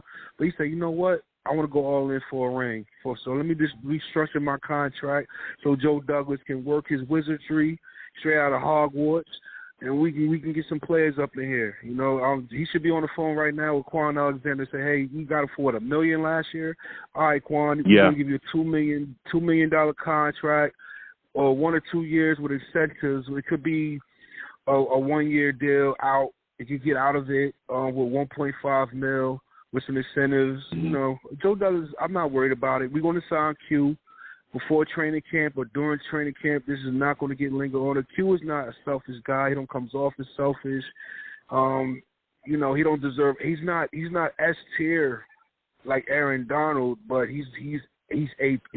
He's right under that, and he's still young. He's only like 23, 24. Well, yeah. I mean, listen, Quinnen Williams is phenomenal. I think Quinnen Williams is one of the top defensive tackles in the league. But, you know, I understand that the negotiations are going how they're going. But when you look at this, he did remove the New York Jets from his social media. And there's a lot of talk amongst Jets fans. There's this crowd that's growing in numbers that they should trade Quinnen Williams. I am not in agreement with that. I want to see Quinnen Williams stay in the New York Jets. I want to see him get re-signed, or I want to see his extension get worked out. This is my next question for you, Brick City. This is my next question for you. I know you got the takes. This is my next question for you. Quinnen Williams is probably looking for, you know, to probably beat Simmons that just got his deal. I think he's making $23.5 a year. There's a lot of talk that Quinnen Williams wants 24, 25, maybe $26 million. If you're the Jets general manager, would you give him that? I'll stop at 25. I think that's around the ballpark of 25 mil. It could be like a 6-year extension, but it's really like more of a 4-year contract that we can get out of maybe in 3 to 4 years. I think Joe Douglas can front load that money for the first 3 years. He gets a percentage of guarantees, and the rest can come with incentives. But the one thing I didn't like about Q was the removing the Jets and everything. Like, that's not going to – I mean, come on. Like, you doing that will get you out of here. I don't want to see Q get traded. I don't think Joe Douglas is the type of guy that would say, hey, we're going to trade the best player. But then again, he got rid of Jamal Adams. So, but I don't think this year he's going to get rid of Q. He's going to do everything to, you know, make it right. I don't think Q is a selfish player. I think by his brother re-signing, I think we got a 3-year extension for his brother. I think that played heavy in the favor in the negotiations. I know it's not the length of the contract. I know it's more guarantee based, but from my opinion of Q, I know he's not listening, but if he was listening, this is what I'll say to him as a fan, as a maybe a locker room teammate. Hey, bro, I know you want to get paid. I know you want to eat, big fella, but listen, we got to win the Super Bowl. You're going to get more money, more valuable in your Super Bowl. Listen, I get it. You want your 5th-year option. You want to eat. You're going to eat barren injury. I don't wish no injuries on nobody unless it comes out of New England. You know, just try to talk to him like, hey, you know, do what you got to do, but don't cause any distractions. That's the best way I can say it. Don't cause any distractions. No. I don't want this to be a Revis situation of 2010. Yeah, I mean, you know, look, you never know. He might be listening. You know what I'm saying? I'm always shocked when he listens. So he might be listening. But listen, Q is beloved throughout the fan base, right? We all see what he does on the field. We all see how he puts in the work. I think it gets done. I think that there's other restructures that could be in the works as well. This was just what I'm thinking. C.J. Mosley might be one of them. We all know that Aaron C.J. already restructured his. Well, I know that C.J. already restructured his. Something else. Yeah, I think they're going to do something else with his contract, though. There's been talks about that. We'll see what happens, but he has restructured before. But we'll see what happens with his contract going forward. I won't be surprised if it was Corey Davis next. Yeah, Corey Davis. I was just about to say that. Corey Davis is one of the guys, and also Aaron Rodgers, too. There's talks about his contract being reworked as well to really help the New York Jets out cap-wise. So I think once those things kind of get shooken out and everything, you know, the landscape is a little bit clearer, I think that you know, we'll see Quinnen get re-signed. I'm just hoping that it's sooner rather than later, because let me tell you something. There's also rumors that there's other defensive tackles that are coming up to get paid, you know, and they could end up pushing that number even more north. You know, I don't want to see us, you know, have to pay too much more, especially with Simmons getting the deal he got. So, you know, we keep looking. So as we continue to move forward, talking about this football team, my final question for you, man, you look at this schedule, it's wild, man. 6 primetime games. We're going to be all over TV. The pressure is there. Man, what are your thoughts about the schedule? And when you look at the schedule, how important is it that our offense gets off to a hot early start to start the season? It's very important. That's why Aaron Rodgers is doing all the OTAs and everything coming in. That is tremendous, to be honest with you. So he can get chemistry with his receivers, get chemistry with the O-line, get chemistry with pretty much the whole offense. It's very important. The Buffalo game, 9/11, Monday Night Football, we smashing the Bills. I mean, I'm not going to say this is going to be like a total blowout, but I think we're going to beat them by 2 touchdowns pretty much. Based off of this factor right now, as of now, on paper, Buffalo took a major hit defensively last year. If they trade for Cooks or whatever the case, because they got his brother already. They drafted I think last year. That'll be good for them. But their offense is getting old in the tooth. Their safety is getting old in the tooth. They lost their leader in Edmonds. I think that will be tremendously what will set back their defense this year, because they got a great secondary. Don't get me wrong. Their Von Miller is long in the tooth. Is he going to, rebound from the ACL injury? We don't know. But, I'm going off the history. If he don't get like 10 sacks, that's a major setback. They don't really got no pass rush. Just, they linebacking core took a major hit with Edmonds leaving. Dallas, in Jerry World, I think we match up pretty good with them. But, Aaron Rodgers owns the Cowboys. Our third game is New England. We got to put 80 points on them. Just because Bill Belichick do not mind his business, he want to stick it to us. All right, Belichick, we want to give you an early grave present this year. We want to blow you out twice by 50. We never beat the Eagles, so I just got us losing to the Eagles for whatever reason. We just can't beat the Birds.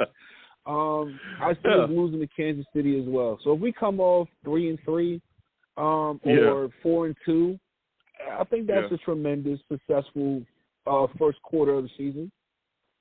Okay. Should be no panic.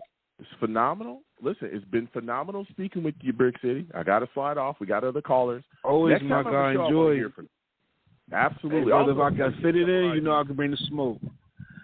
Yeah, for sure. And if you've been hit me up on IG, my IG's tripping. For those of y'all that don't know, my IG's tripping. We're working on it, but it's tripping. Okay, so don't think I'm ignoring y'all if y'all hit me up. My IG's tripping. All right, it's tripping. Listen, all right, brother. I want to thank you for calling in. Next time I have a show, I want to hear from you. All right. All right, brothers. Be safe. All right, you have a good one. Listen, man, IG is tripping, man. I don't know what's going on with the Instagram. You know what I'm saying? I don't want to flush them.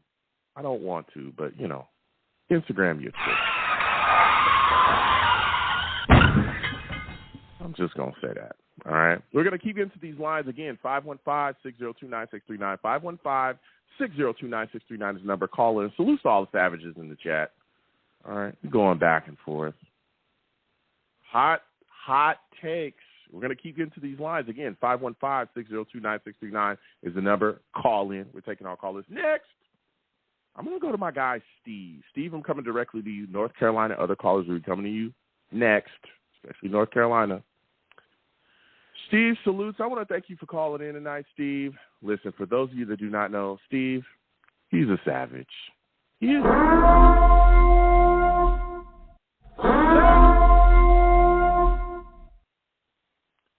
Steve, salutes. I want to thank you for calling in. Listen, man, Quinnen Williams took the Jets off all his social media. He's upset with the way the negotiations are going. What are your thoughts on this, man? Do you think the deal gets done, or do you think we should look to trade Quinnen Williams? How you feel? Hey, Joe. Well, first of all, thank you again for having me on your show tonight. It's always great talking to you, about this team and in the situation where we are now. Joe, here is the thing. Right now, we're in the middle of May right now. And listen, here is the thing. I don't blame Quinnen Williams a little bit about this whole thing right now. But let me tell you something right now. I am not up for trading him right now. Absolutely not. I do think the deal is going to get done. But the thing is, the deal has to get done before training camp ends in July. listen, Quinnen Williams deserves to get paid, after the other players, Dexter Lawrence, the guy on the Commanders, Payne, Jeffrey Simmons, the other defensive tackle. The thing is, Joe, Quinnen Williams, he deserves to get paid. He does. And I really, really hope that it happens right before when training camp happens at the end of July. Yeah. I'm hoping that we get it done. I'm hoping that we, again, are able to make the extension happen. And again, with Carl Lawson, giving back that, $12.7 million and Rodgers renegotiating his stuff and, hopefully getting some things done and other restructures possibly coming as well. Corey Davis possibly could be a guy that the New York Jets could be looking to restructure next. We'll figure out what's going on with C.J. Mosley. There's talks about his contract, them doing something with his contract as well. I think once that all, the smoke kind of clears there, I think we'll see, Quinnen Williams get taken care of. But I just don't want to see this play out too long. I'm hoping that Quinnen Williams, that it just doesn't go too far and get too crazy. To me, and this is just me, right, I'm not the biggest social media guy. I think some of the stuff is just kind of tit for tat. You want to remove everything from social media, okay, fine. That's not a big deal to me. But we've seen in the past guys really go nuts, i.e. a Jamal Adams. I'm just hoping that this situation doesn't become that with Q, which I don't. I think he's more of a team guy. I think he loves the New York Jets. I think he wants to be here. I just think he wants to, make sure that he gets paid. That's all it is, and I think it gets done. So yeah. I do think that it'll get done as well. But I want to get your thoughts on this, Steve. I just talked about it, the contract restructure with Carl Lawson. What were your thoughts about that, man? And do you think the Jets did a good job here? Absolutely they did. I at first was one of the people that actually said that maybe one of the cuts we should have in the 2023 offseason was Carl Lawson. And the only reasons why I said that, Joe, you remember, Joe, when I did say it. And listen, I think Carl Lawson is a phenomenal player, and I'm very, very happy that he did restructure the contract because it does help with the cap space. So the still biggest concern that I have about Carl Lawson is he is an injury-prone player, okay? He is the type of a guy that is really, really, really, really, really good when he's healthy, and we did see that a lot last year. But if you remember, he has some injury history. He does have some injury history. Well, so it's still, Joe, it is still the little bit biggest concern. I am happy, though, that the Jets did restructure his contract. Yeah, I'm happy that they did as well. Look, I talked about this. I understand why some Jets fans, wanted to move on from him and was talking about cutting him and moving forward, right? But I was never one of those guys. I understood it from a standpoint of cap and all, but we weren't hurting for cap. Carl Lawson is a pass rusher, and he's solid. And, again, he had 7 sacks this past season. This is the first year coming off of that ACL tear. Second year, he's going to be unbelievable, phenomenal. We still saw him get physical and go out there and do his thing. So it's like, why get rid of that, especially when you're a team that has struggled rushing the passer the way that we have these past couple of years. I just talked about it. We have it before, the guys that we collected here, we hadn't had a legitimate pass rusher since John Abraham. That's insane. That's insane. You can't survive in this league in that manner, right? You can't do that. That's why our defense is good now, because we can rush the passer. Yeah. Go ahead, Steve. Give me your thoughts. Now, Joe. Listen. At the end of the day, I am happy that Carl Lawson did get his contract restructured, and now he's going to spend another season with us. But now, Joe, there is something I got to talk to you about. And this actually, I think, happened either yesterday or a couple of days ago. If you remember the Pat McAfee show, that Aaron Rodgers has been on, there was a guy on the Pat McAfee show, and I think one of the other callers said this. You know what this guy did on the Pat McAfee show? He trashed Fireman Ed. I don't know if you saw it, Joe. He trashed Fireman Ed. And when I listened to this guy, no, Joe, it was so bad that even Fireman Ed himself went on the Pat McAfee show and literally told Pat McAfee about, because the thing is, you know what this guy did? He called Fireman Ed a quitter. He called him a quitter. Remember when Fireman Ed took off for some time? You know why he took some time off, Joe? He took some time off because he had some issues going on. And this guy apparently is something to do with the Boston something, because obviously he must be a New England fan. But Joe, the way how he trashed Fireman Ed on the show, it was disgusting. And Joe, I got to talk to you for a second about Fireman Ed. I know you've spoken to Fireman Ed before in past shows, but Joe, you got to tell me about how he is one of the most phenomenal Jets fans you've ever seen in your life. Fireman, first off, and see Jets fans, or they're Jets fans, okay? They're just Jets fans. I've seen it personally where there are some Jets fans that have issues with Fireman Ed for whatever reason, right? They call him a quitter. They say, oh, you don't come to the games and all that nonsense. I am here to say, bro, knock it off, okay? I've met Fireman Ed personally and talked to him a lot of times. And I'm not just like talking about just the team. No, I've ran into him before. Joe, what's up? What's going on? Like, I've kicked it with him personally, like multiple times. Fireman Ed loves the team the same way we all love the football team, all right? You would stop coming to games if you got harassed as much as he got harassed as well. People would throw things at him. People were doing all kind of crazy things to Fireman Ed, and he was just there to show love for the team and lead the chant. That's why he stopped showing up. That was one of the reasons. Well, that was one of the major reasons why he stopped showing up. Mind you, he's sitting in the crowd with the rest of us. Like, he wasn't, like, on the field or in a press box. No, he was in, like, you could go to the games and walk to the section wherever he was at and sit there. So, look, I understand that some Jets fans have issues with him for whatever reason, right? I'm not here because people have their own things. I'm telling you that Fireman Ed, I've met him, kicked it with him. He's a good guy. I don't have any problems with him whatsoever. I think that him, being at the stadium, leading the chant is wonderful, and I don't get it. I truly don't get what anybody has or what issues that other people may have with him. Because every time, I saw him, he was always polite to me, always treated me well, always talked, had great discussions going back and forth about the football team. And again, I know that he's been harassed coming to the stadium multiple times from people throwing things at him from different sections, people yelling stuff at him. There's been other stuff that has happened, So I don't get it. But, some people just want to have issues with others. That's what I'll say. Some people just want to have issues with other people, and that's just their motif. That's just what they do. Period. I just want to have a problem with this guy because he loves the team and he's a great representative, and that's that. So it is what it is. I'll let the haters hate, but salutes to Fireman Ed and what he does, Steve. So I hear you, man. I didn't see that.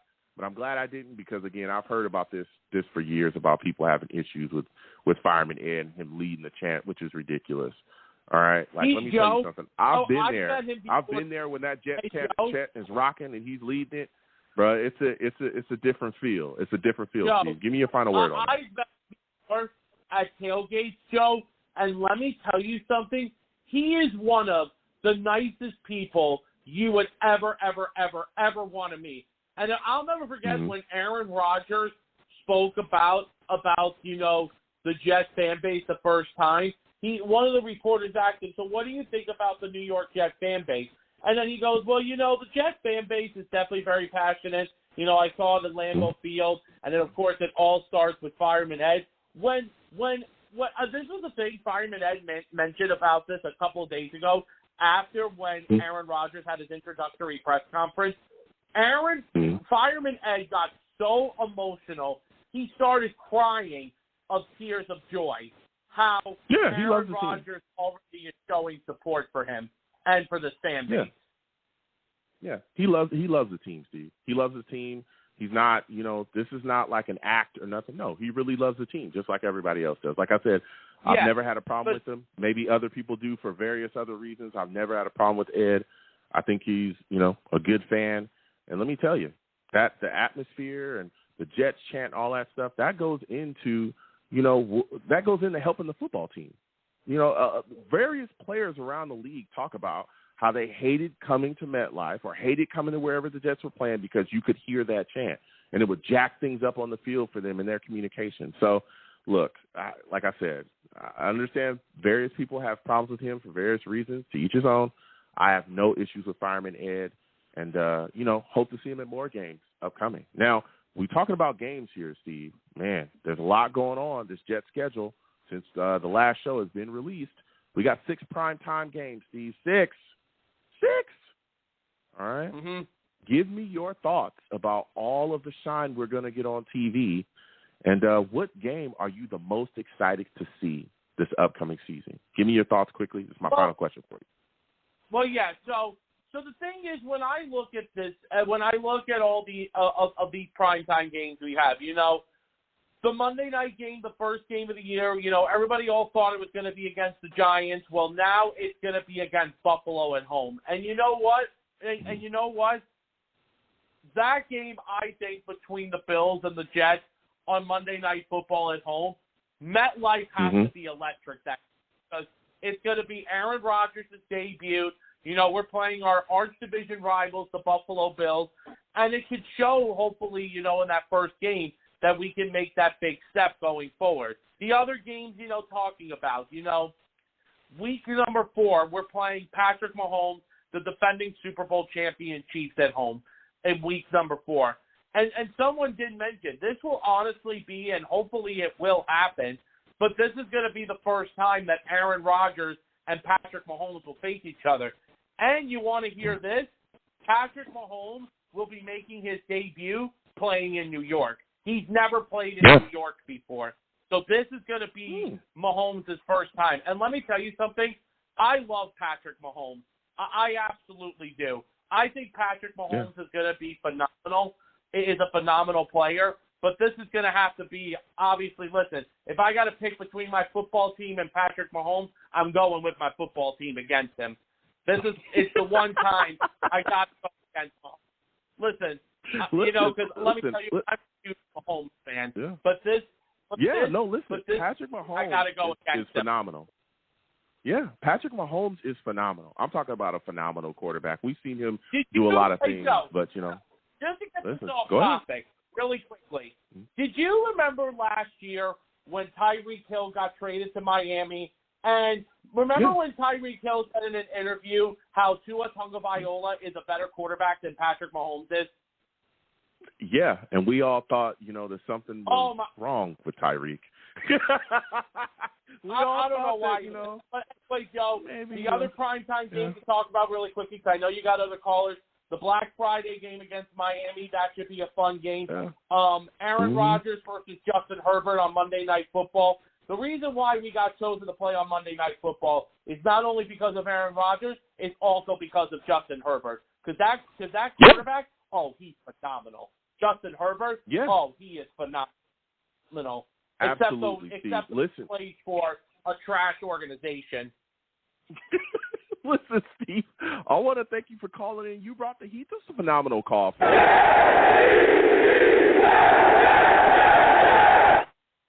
Again, I want to thank Steve for calling in. He brought some takes. All right. I see my boys in the chat. Salutes to all the savages going back and forth. North Carolina, we're coming to you next. Guy Jack Kenna in the chat says, trade Quinnen Williams to the Raiders. Salutes to you, Jack Kenna. No. I don't want to see that happen, okay? I want to see Quinnen stay a Jet for the rest of his career, all right? All this trading Quinnen Williams talk, we can flush that.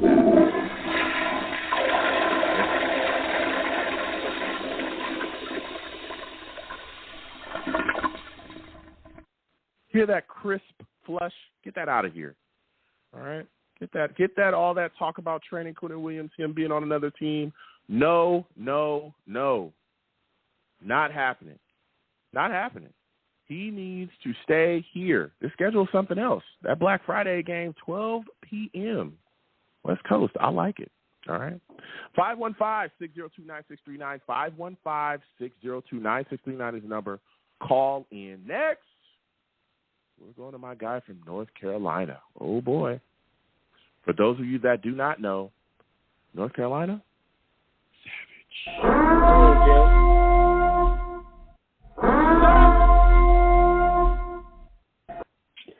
Appreciate it.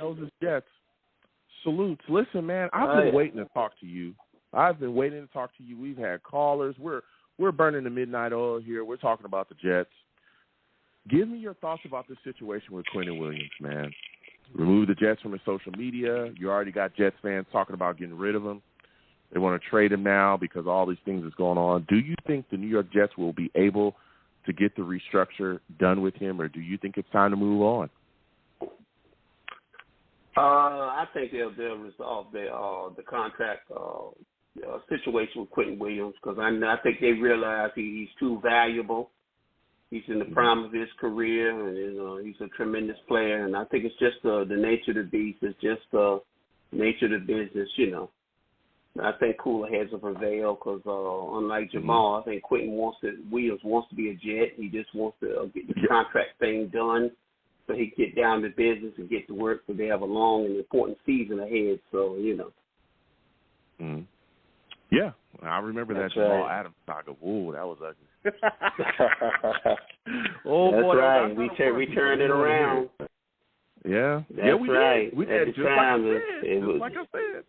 Mm-hmm. You were people right. didn't want to hear me. You were right. People didn't want to hear me, but, you know, it is what it is. Now, when you look at this situation, that's right, because you're talking about it and you're saying, you know, yeah, they're going to keep him a Jet. There's talks that he's looking 24, 25, possibly $26 million per year. If you were the Jets general manager, are you willing to give Quinnen Williams that? The number's high. You'd always like to see if you could secure a deal with a little bit lower number. I'm hoping whatever his number is or whatever their number is, they can at some point meet in the middle. That's the key thing. If they can meet in the middle, then they can get a resolution and reach a deal, you know. Mm-hmm. Yeah. You know how that so you're is. thinking maybe 24, 25 million? You think they'll be able to get that done? Yes, that's what I'm hoping for, somewhere in that range. Okay. Yes, definitely. Okay. Mm-hmm. Yeah. No doubt about it. So when you look at when you look at this Carl Lawson restructure, man, went from $15 million non-guaranteed. They changed it to about $9 million guaranteed base, $8 million guaranteed, $9 million dollar base now. He took a bit of a pay cut. He can make some, money back. I think about $3 million with incentives. Yeah. How are you feeling about this restructure of Carl Lawson? Do you think that Joe Douglas did a good job? Oh, yes, as always. Joe Douglas is always thinking moves ahead. He's a master chess player. And this could be the prequel to getting the Quinnen Williams deal done eventually. And I think he's setting up the board now, getting these restructures done, and hopefully that money will be allocated to Quinnen. Hopefully he'll get that money, and and everybody will come out all the more better for it. Mm-hmm. Yeah.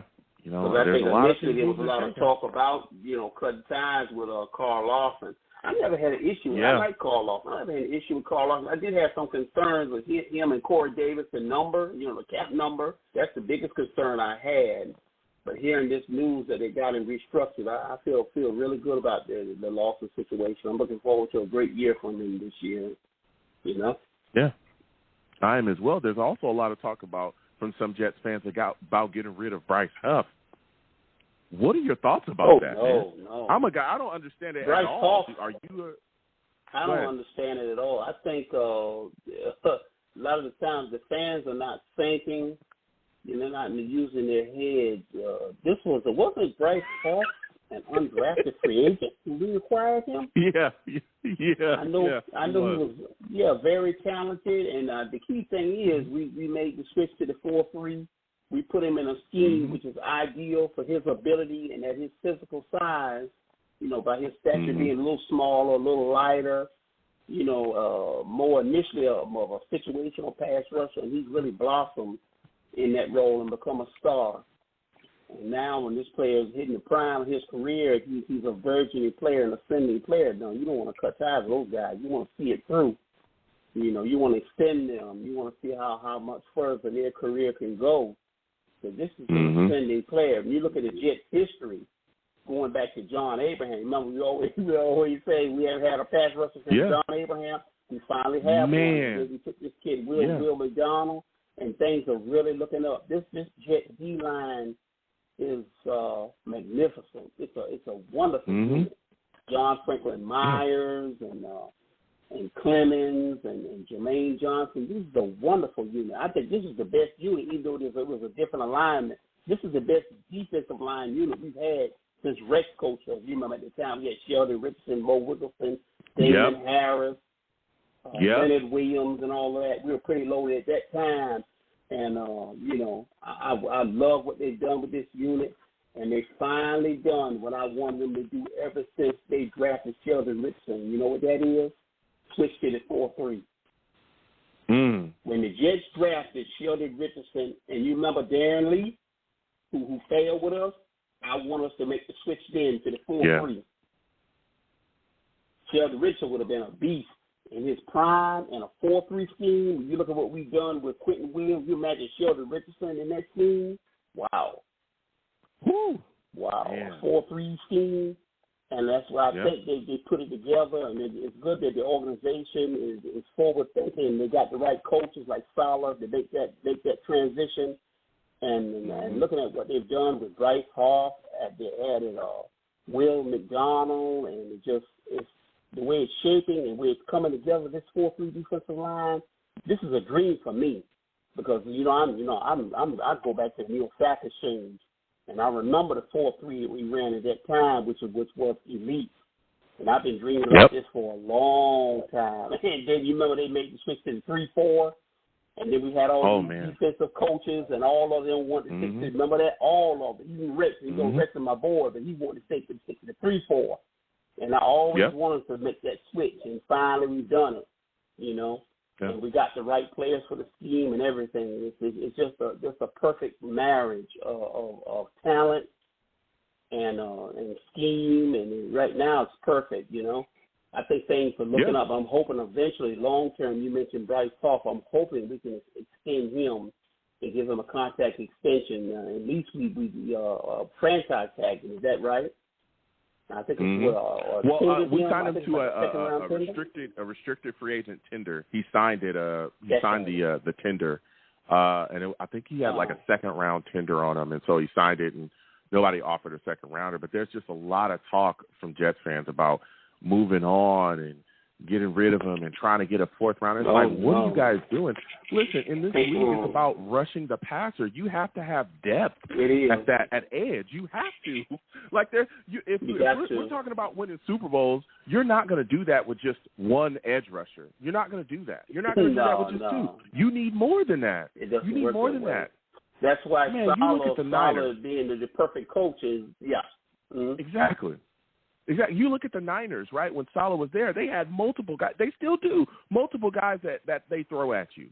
Multiple guys they throw at you to get to the passer. If you think the 49ers only can rush the passer with just Bosa, you don't watch the Niners. I'm stuck on the West Coast. I watch them, okay? They got multiple guys that they throw at you. Bosa's one of them for sure.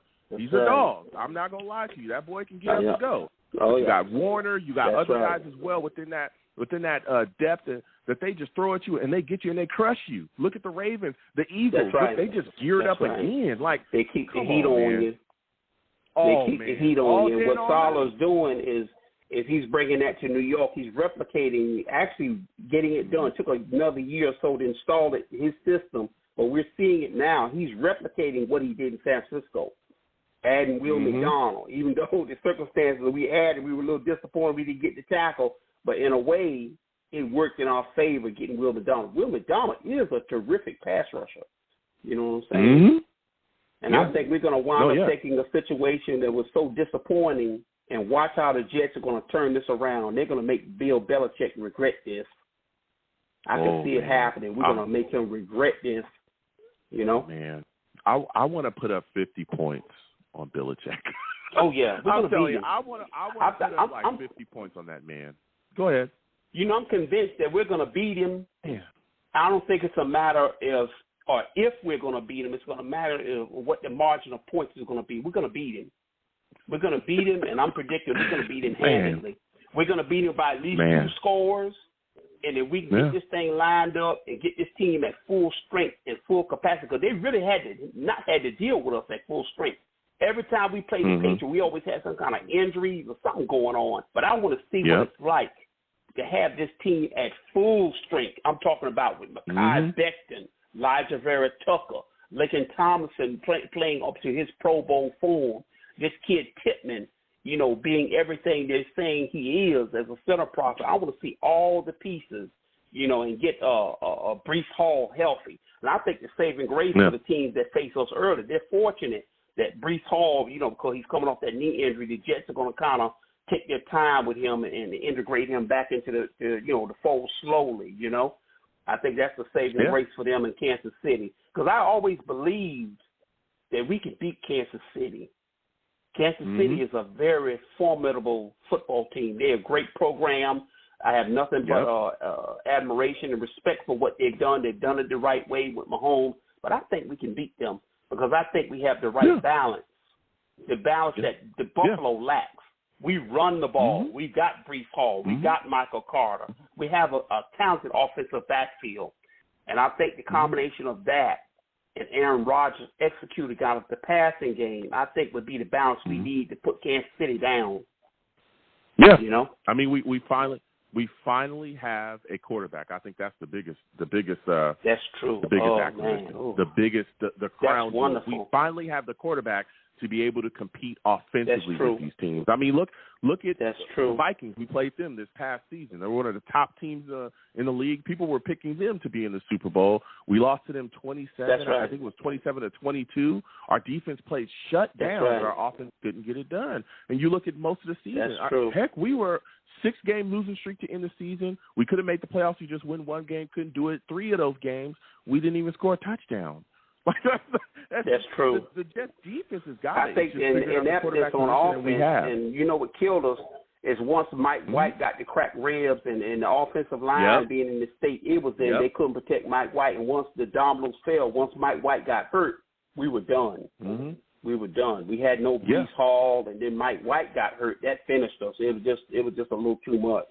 Mike White went out there and still tried to perform valiantly. But in his physical condition, there was no way he could give us what we really needed to get us over the hump. You know, I'm so happy to have Aaron Rodgers. Aaron Rodgers, to me, is a game changer. Now I can kind of finally exhale. I feel a lot better. I feel more confident and relaxed. And even if we, let's say in some of the game, you know, get off to a little slow start in the middle of the game, you know, especially at the beginning, you know, I feel confident once he gets a rhythm and completes some passes, we can make up a 10-point deficit in a hurry. Aaron Rodgers is an excellent quarterback. He said, I'm sleeping better. I'm feeling good. I wake up. I feel a little bit better. I stretch out a little bit better. Aaron Rodgers, my QB, That's right. It makes everything better. It does. You can rest well and be more at ease, you know. Because, you know, with Zach and other quarterbacks that we've had, if we get down by 10 points, it was almost a death sentence. If we got down by 10 points. Now we get down by 10 points, and it's early in the first quarter. You don't even have to worry about that. Aaron Rodgers can make that up in a snap. He can make that up. Once he gets in a rhythm, that's it. Once he gets in a rhythm and throws the first touchdown pass, that's right. That momentum that he'll gain. That's right. Yeah. I'm sorry. Quickly before I'm going to have to let you go in a second. We're getting short on time. Quickly, before I let you go, the Jets have 6 primetime games, you know, this upcoming season with the schedule. What are your thoughts about that, man? And are you concerned about the pressure folding this football team? Give me your thoughts quickly. Absolutely not. I think Saleh has gained some coaching experience that's prepared him for this moment. And I know Aaron Rodgers, he's cool, calm, and collected. He's not even worried about it. He's got his OC. Things are lining up. We have the right talent surrounding him. Hopefully the O-line can bounce back and be what it was projected to be last year, which was a top 10 unit. And I think it has a chance to be that this year if Beckton and crew are healthy.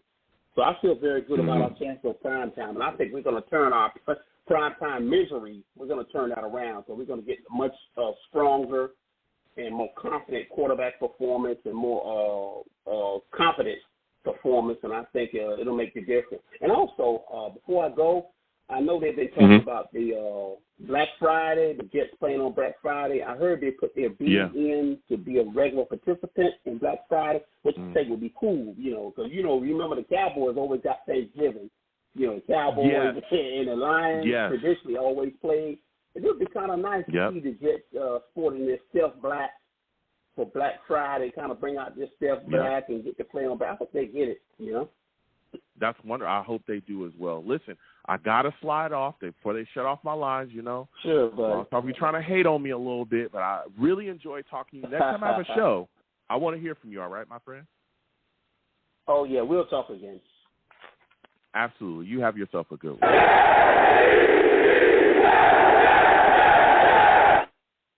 Boy, oh, boy, what a hot show. I got to get out of here. We're short on time, okay? I want to thank everybody for listening. This was phenomenal, man. We went back and forth, you know, had a lot of a good time. I got to shut everything down. Listen, I'm the man of the people. I'm here for the people. Let me shamelessly promote my Facebook page. Everyone go on Facebook, search The Long Beach Joe Show. Like that page. My content's up there as well. Go ahead and give it a listen.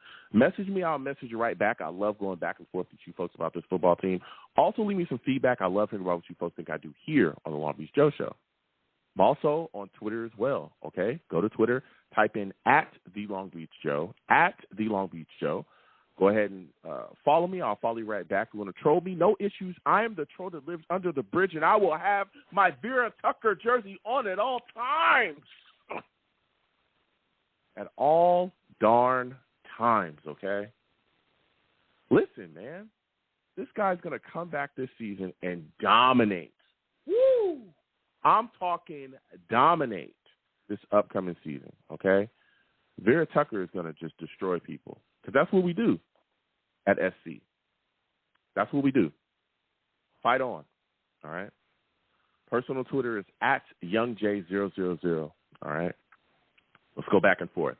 You can also check the show out live as well and check out my content on YouTube. Come on over to YouTube, type in Long Beach Joe Jets, Long Beach Joe Jets on YouTube. Subscribe, okay? Hit that notification bell so when I post content, you folks will be in the know. Also give the video, streams, and everything a thumbs up. And if you want to troll me, get in the comments of those videos and troll me, and I'll troll you right back. All right, we'll go back and forth. And as always, people, when you see me in person, it is arms out, chest open, free hugs for everyone, okay? Free hugs for everyone. The hugs will cost you absolutely nothing. Thank you for taking the time out of your day to listen, call in, get involved, talk to your boy, all the savages in the chat. Any way that you interact with the show, it is greatly appreciated. I want to thank y'all, okay? Without y'all, I'm telling you, I'm nothing. Thank you so much for interacting with my content, okay?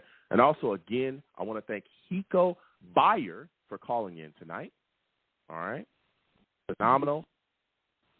Gang Green Germany, get involved with them any way that you can, okay? Any way that you can, Gang Green Germany. I want to thank you folks for calling in. Again, I want to thank you folks for getting involved. It's been a great one. You folks have a good one. Peace.